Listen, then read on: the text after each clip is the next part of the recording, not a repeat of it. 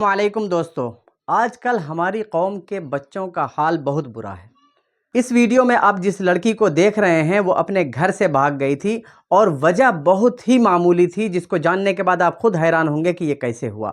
इस औरत को ने 1.5 लाख रुपए में बेच दिया था। वो कैसे बिकी, कहाँ बिकी, किसने बेचा, किसने खरीदा, इन तमाम बातों को आप इस वीडियो में देखिए। छोटी बहन है जो घर में कुछ नाइत्तेफाकी हुई थी, थोड़ी नाराजगी हुई थी, तो ये बच्ची घर से निकली और रेलवे स्टेशन से ये अपने रिश्तेदारों के पास जाने के लिए, परभनी जाने के लिए रेलवे स्टेशन के ऊपर पहुंची। बात किए कि कहाँ जा रहे हैं, क्या कर रहे हैं करके, और बात करने के बाद इसको पानी पिलाने के बहाने उन्होंने कुछ पानी पिलाया और इसके बाद ये लड़की जो है ये गुनूदगी में आ गई, एक तरीके के नशे की हालत के अंदर आ गई। और जब इसकी आंख खुली तो ये बंबई में थी। बंबई में कुछ दिन ये दोनों मियां बीवी ने इसको रखे।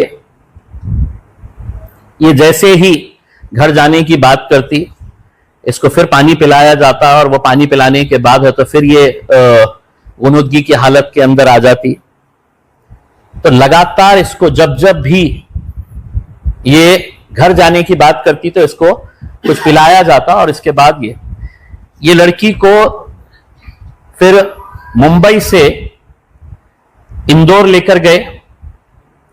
मुंबई से एक और महिला इनके साथ जुड़ी, यानी कि 2 महिला 1 पुरुष हो गए। फिर इंदौर से इसको उज्जैन लाया गया, मध्य प्रदेश में, और उज्जैन के बाद इसको मोरका लाया गया। मोरका जो मध्य प्रदेश के अंदर ही है, गांव का नाम है मोरका। और वहां पर इस लड़की को 1.5 लाख रुपए में बेच दिया गया।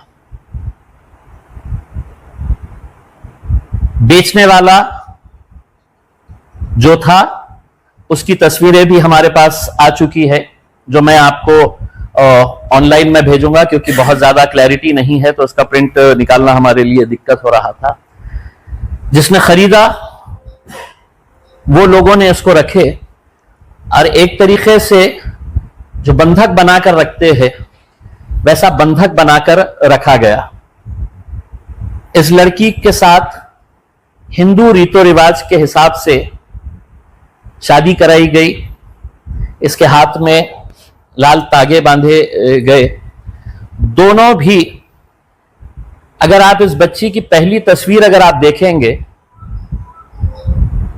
और जब ये बाहर बाद में छूटकर जब आई, कब आई ये बच्ची और कैसे आई, हमारे नंदुरबार के जिला अध्यक्ष है, उन्हें यह जानकारी मिली कि एक औरंगाबाद की एक बच्ची यहां पर मोरका में आई हुई है और उसको बेचा गया है करके।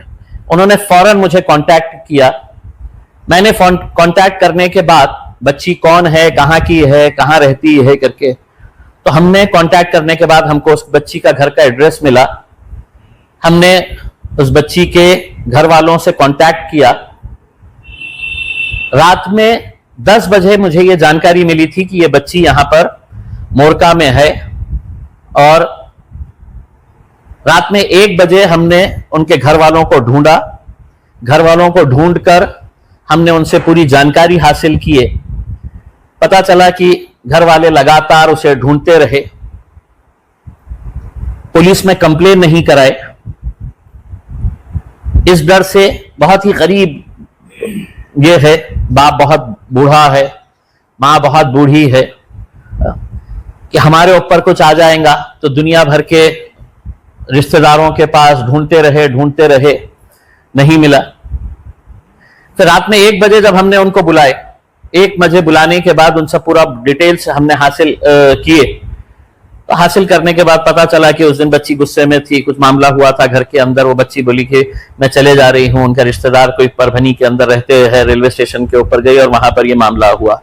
रात में हमने 1 बजे ही हमारे पार्टी के सदस्य है सोहेल भाई, हमने उनको बुलाया और उनको बुलाकर ये तय किया कि इमीडिएट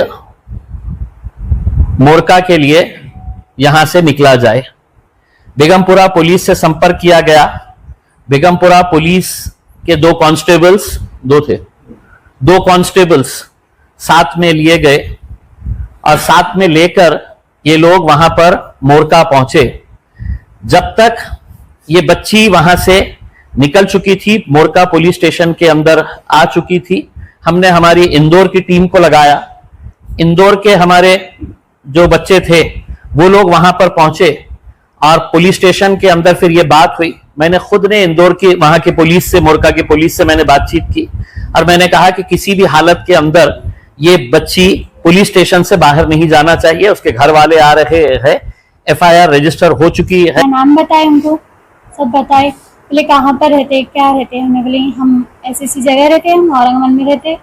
बोले ठीक है। बोले तो आप पानी पीने? बोले तो हमने बोले हाँ पानी पीने। तो हमको पानी पिला दिए। फिर पानी पिलाने के बाद कुछ समझ में ही नहीं आया। फिर पानी पिलाने के बाद हमको कुछ समझ में नहीं आया। फिर डायरेक्ट ट्रेन में हमको बिठाए, डायरेक्ट मुंबई लेके गए। वहाँ से हमारा पूरा बुरखा छीन लिए, हमारा बैग जो था, हमारे डॉक्यूमेंट्स वो सब ले लिए वहाँ से, और हमारा मतलब बुरखा निकाल के वो लोग के जैसे कपड़े पहना दिए, मतलब शॉर्ट टी शर्ट और जीन्स पहना दिए और कैप की टी शर्ट पहना दिए और मास्क लगा दिए। तो हमने बोला ऐसा क्यों? तो हम ऐसा क्यों बोले तो वो हमको पानी पिला देते थे और कुछ समझ में नहीं आता था हमारे। फिर हमको एक लेडीज़ के घर पे लेके गए, वहाँ से लेडीज़ को लिए। फिर वहाँ से लेडीज़ को लेने के बाद हमको इंदौर लेके गए।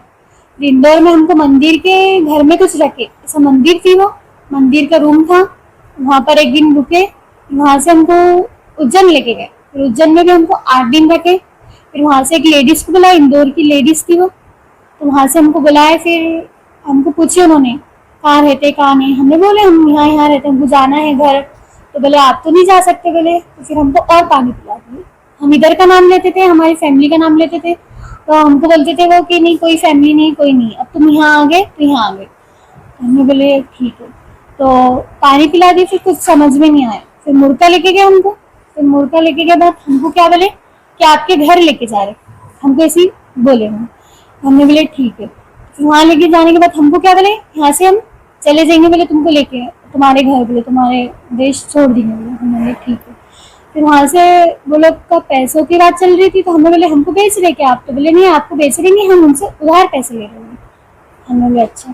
तो फिर हम पैसे दे रहे, देने को फिर वो लोगों ने वीडियो स्टार्ट करे, तो हमने बोले हम चले जा रहे। फिर वो लोग ने हमको मारे तोड़े। फिर मारे जो बेचने वाले थे, वो मामा ने मारे हमको और बोले कि खामोशी से बैठ, बोले खामोश। फिर वो पानी पिला दिए। फिर वो लोगों ने सबने हमको रूम में लॉक कर दिया। फिर हमारे साथ ऐसा हुआ। फिर वो लोग चले गए मेरे को छोड़ के, वो लोग ने पैसा लिए, वो लोग चले गए। फिर मेरे साथ मतलब ज़बरदस्ती शादी कराए। फिर शादी कराने के बाद तो मतलब बहुत बुरा सलूक करते थे, रूम में लॉक कर देते थे और नशा कराते थे, और बाहर से दरवाज़ा लॉक करके चले जाते थे। और फिर बाहर कौन आते थे कौन जाते थे कुछ पता भी नहीं चलता था। फिर बहुत मारते थे, तोड़ते थे। और उनका जो बड़ा बेटा जो था, तो उन्होंने हमको सलिए से मारे थे, सलिए से पीठ पे, सर पे मारे थे, और बहुत बुरा बुरा मारते थे। और दिन भर खाने को कुछ नहीं देते थे, पीने को भी नहीं दो। और पानी का बोले थे तो बोलते थे कि बॉडी पे से लाओ पानी।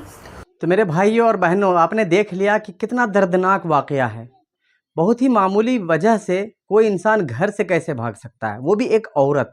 एक लड़की के लिए सबसे महफूज पनाहगाह जो होता है उसका घर होता है। अब वो चाहे वो शौहर के साथ रह रही हो या माँ बाप के साथ, अगर वो अपने घर में है तो महफूज है, और अगर अपने घर समाज में, मुआशरे में जो शर्मिंदगी होगी, बेइज्जती होगी, वो अलग। मुसलमानों, आपसे गुजारिश है कि आप अपने बच्चों का ख्याल रखें, उनकी सही तरबियत करें, उन्हें ये बताएं कि इस्लाम क्या है, उसके बेसिक फंडामेंटल जो हैं वो कम से कम आप हर मुसलमान अपने बच्चों को ज़रूर सिखाएं। क्योंकि अगर दीन ही ना रहे तो फिर दुनिया में रहने की कोई ज़रूरत नहीं, किसी काम की यह दुनिया नहीं है। अगर आपने अपने मज़हब को नहीं बचाया तो फिर आप अपने आप को जहन्नम से भी नहीं बचा सकेंगे। और माँ बाप से सबसे पहले पूछ होगी कि उन्होंने अपने बच्चों की तरबियत कैसे की कि वो बच्चा इस राह पर चल पड़ा। तो माँ बाप की भी जिम्मेदारी है कि अपने बच्चों की सही तरबियत करें, क्योंकि बच्चे तो एक कोरा कागज़ होते हैं और कोरे कागज़ को कुछ भी चाहे लिख दिया जाए। तो माँ बाप अगर अच्छाई लिखेंगे, शरीयत की बातें उसमें डालेंगे, तो वो शरीयत पर अमल पैरा होने वाला बच्चा बनेगा। तो उम्मीद है कि आप इंशाअल्लाह ताला इन बातों पर अमल करेंगे। अस्सलाम